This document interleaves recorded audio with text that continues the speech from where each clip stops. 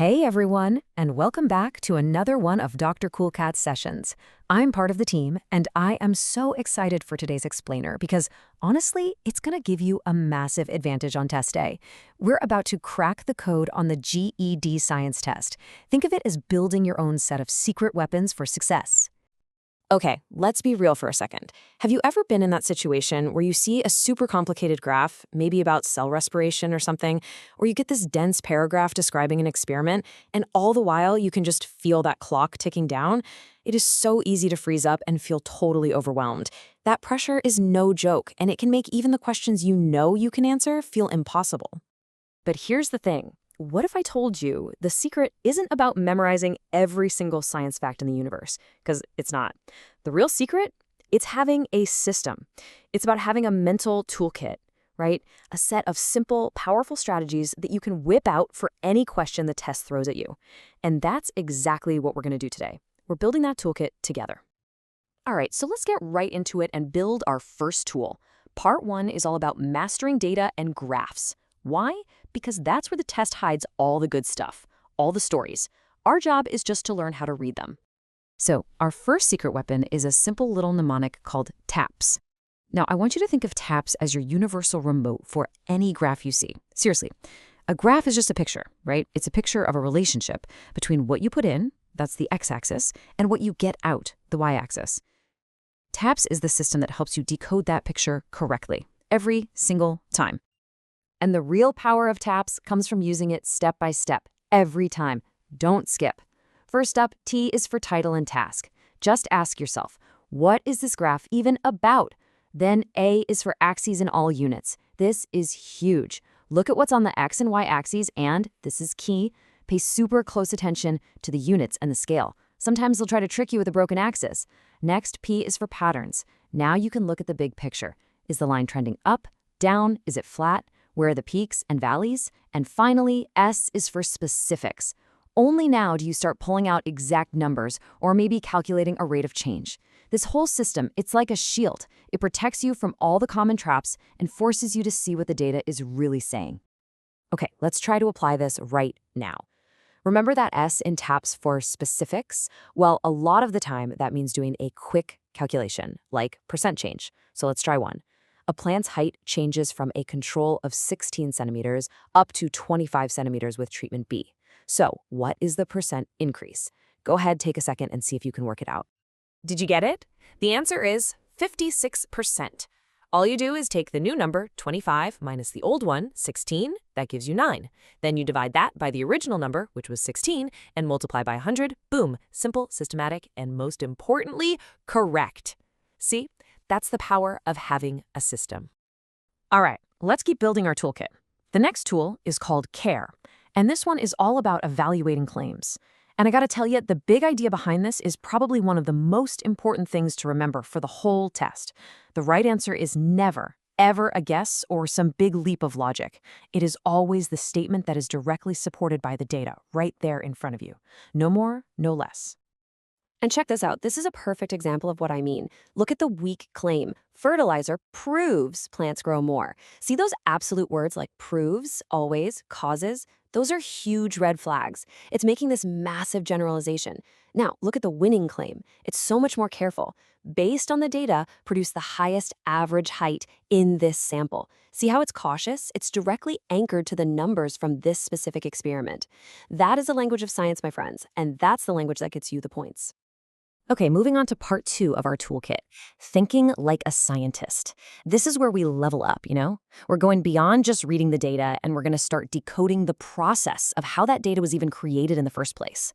That means understanding experiments, and just as important, understanding error. And our key tool for this section is called KNORID. Seriously, when you see one of those paragraphs describing an experiment, this mnemonic is your secret decoder ring. It lets you instantly break the whole thing down into its most important parts. What did they change? What did they measure? And what did they have to keep the same for it to be a fair test? So let's break it down. The knob is the thing you turn, the thing you change. That's your independent variable, or IV. The number is what you read or measure as a result. That's your dependent variable, or DV. And the others are all the constants and controls, the stuff you have to keep the same so your test is fair. Then we have RID. Range means using sensible levels for your IV. Instructions is about how you measure your procedure. And duplicate means doing replicates and multiple trials. This whole system helps you spot flaws in an experiment, like if they forgot a control group or something. All right, time for another micro practice. Let's say an experiment is testing how different lamp colors, we've got red, blue, and green, affect the total area of a plant's leaves. So using that KNRide idea, what's the knob they're changing and what's the number they're measuring? In other words, what's the IV and what's the DV here? Yep, you got it. The independent variable, the knob, is the lamp color. That's the one thing they're changing on purpose. And the dependent variable, the number they're measuring, is the leaf area. See how that system just cuts right through all the extra words and gets you to the heart of the experiment? It's so useful. Okay, now a huge part of thinking like a scientist is understanding error. And there are really two main types you need to know. First, there's random error. Think of this as unpredictable scatter, like maybe your scale is flickering a little. The way you fight this is by doing lots of trials and then averaging the results. But then there's systematic error. This one is way more sneaky.